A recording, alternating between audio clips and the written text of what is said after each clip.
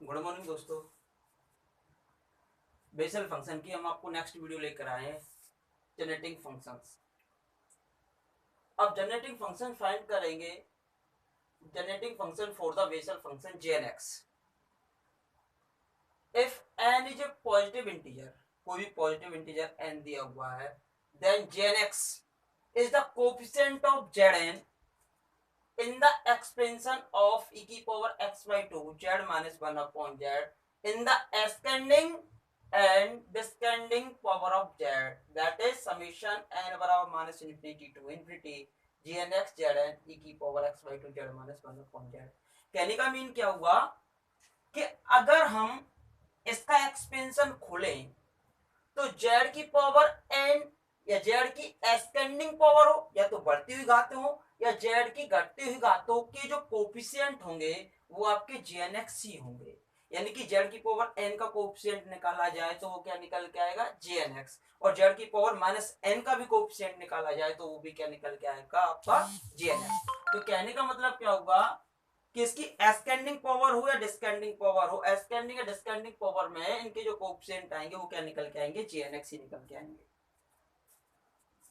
ठीक है, सेकंड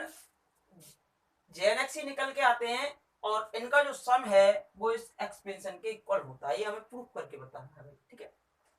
हमने ये लिया e की power x by 2 z minus 1 upon z equal to rule of powers separate कर सकते हो एक्स जेड अपॉन 2 ई की power minus x z upon 2। ठीक है,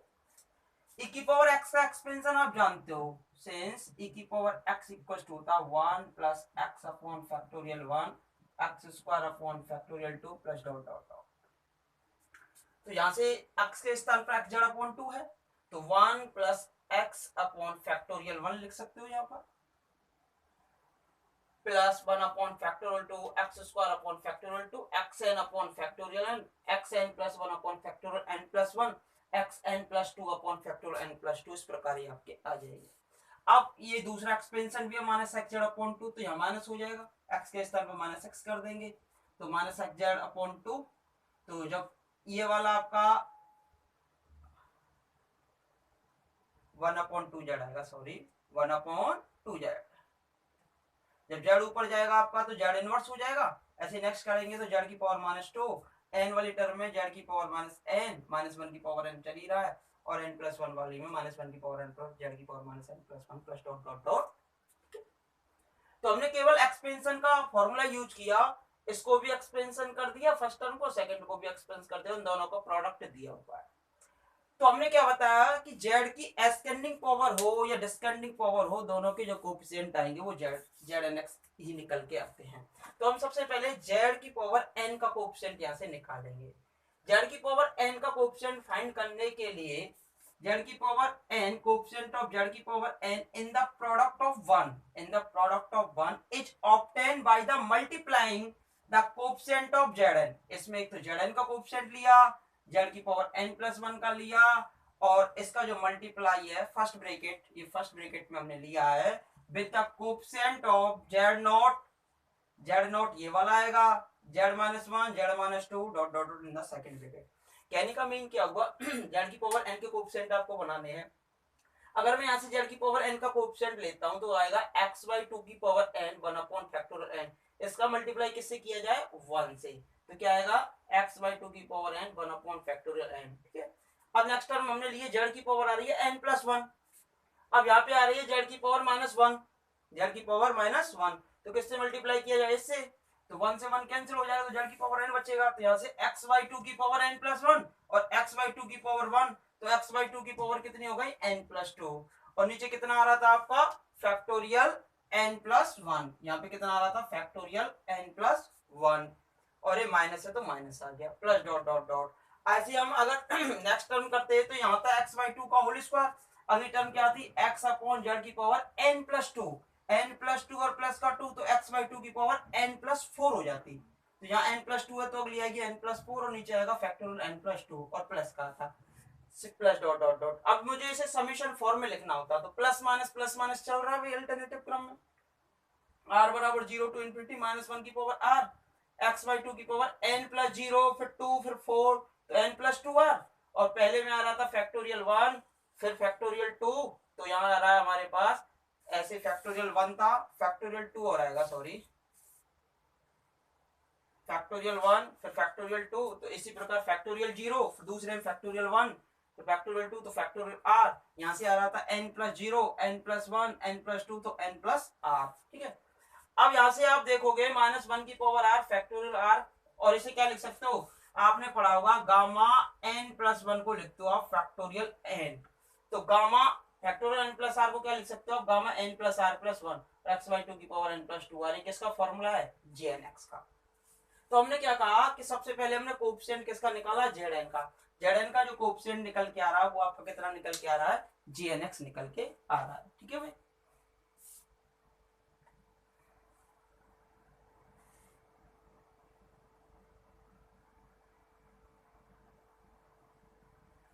कोएफिशिएंट ऑफ, अब देखिए अब z की पावर माइनस n का कोएफिशिएंट निकालना, सिमिलरली द कोएफिशिएंट ऑफ, हमने बताया था ascending and descending power, coefficient of z की power minus n in the product 1 in the product 1 is obtained by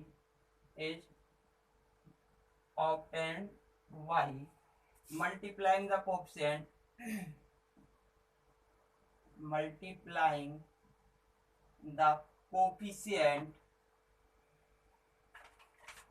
of z की power minus n, second bracket में तो हम ले लेते हैं z की पावर माइनस n और फर्स्ट ब्रैकेट में ले लेंगे z की पावर 0, सेकंड में z की पावर माइनस n प्लस 1 और फर्स्ट में क्या ले लेंगे z की पावर 1, 1 से 1 कैंसिल हो, z की पावर माइनस n बच जाएगा। तो multiplying the coefficient of z की पावर माइनस n, z की power minus n plus 1 dot dot dot in the second bracket, in the second bracket with the coefficient of z की power 0 z की पावर 1 dot dot dot in the first bracket, इससे multiply कर देंगे इसी प्रकार bracket. तो therefore, हाँ भाई, कोएफिशिएंट ऑफ z की power minus n equals to, coefficient of z की पावर माइनस n निकालो भाई। देखो z की पावर माइनस n का कोएफिशिएंट एक तो ये है, इसका मल्टीप्लाई 1 से करेंगे तो ये निकल के आएगा, तो कितना आ रहा है -1 की पावर n, -1 की पावर n, z की पावर माइनस n आ रहा है x बाई 2 की power n upon factorial n। ठीक है, तो x बाई 2 की फैक्टोरियल n, x बाई 2 की पावर n। ठीक है, सिमिलर केस में अब आ रहा है हमारा -1 की पावर n प्लस 1 प्लस -1 की पावर n प्लस 1 और अपॉन में कितना आ रहा है फैक्टोरियल n प्लस 1। अब देखो x बाई 2 की पावर n प्लस 1 या माइनस n प्लस 1 इससे मल्टीप्लाई करोगे तो x बाई 2 की पावर एक यहाँ रहा, यहाँ n प्लस 1 है तो कितनी हो जाएंगी n प्लस 2, तो x बाई 2 की पावर हो गई आपके पास n प्लस 2 और plus dot dot dot dot, ये इस प्रकार आपका निकल के आ जाता है। ठीक है, कोई दिक्कत नहीं होनी चाहिए। हमने कोएफिशिएंट ऑफ Zn निकाल लिया, z की पावर माइनस n निकाल लिया, तो यहाँ से कॉमन कितना आ रहा है भाई, -1 की पावर n कॉमन आ गया, और -1 की पावर n कॉमन आने के बाद ये जो टर्म बच रही है वही वाली आपकी बचती है Gnx। -1 की पावर n कॉमन निकालते तो ये वाली टर्म बन के आ जाती है, ये वाली जो आपकी दिखाई दे रही है Gnx। तो Gnx, तो ये कोएफिशिएंट ऑफ z की पावर माइनस n Gnx आ रहा है, तो कहने का मीन क्या हो गया, ये आपका Gnx निकल के आ रहा है, तो Gnx इक्वल टू कितना हो गया, Gnx को -1 की पावर n को उधर भेज सकते हो, Gnx इक्वल टू हो गया -1 की power n into coefficient of z की power minus n, equation number 5। ठीक है, कोई प्रॉब्लम नहीं होनी चाहिए। अब हमें कोएफिशिएंट ऑफ z की पावर 0 और ऑब्टेन करना है, यानी फ्री फ्रॉम z।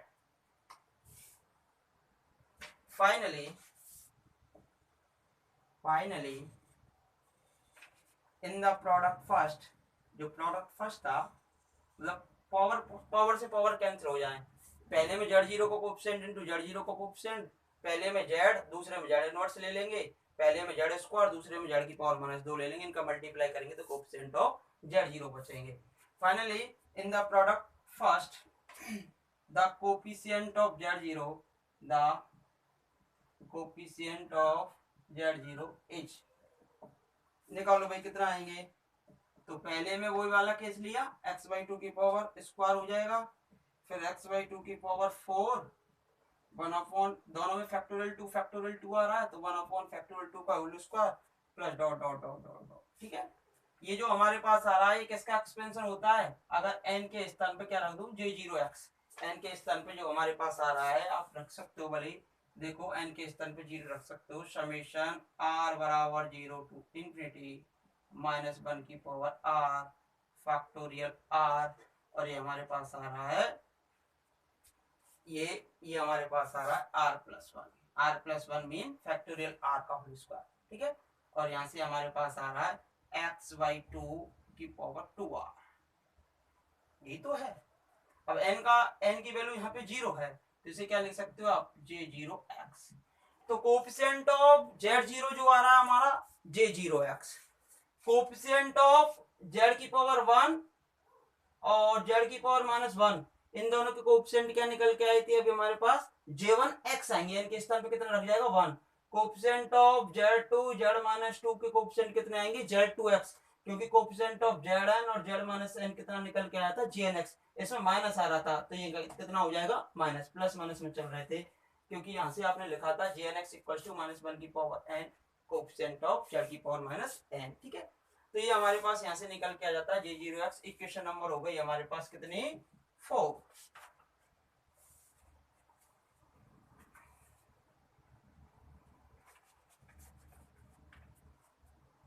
तो आप क्या ऑब्जर्व कर सकते हो, वी ऑब्जर्व दैट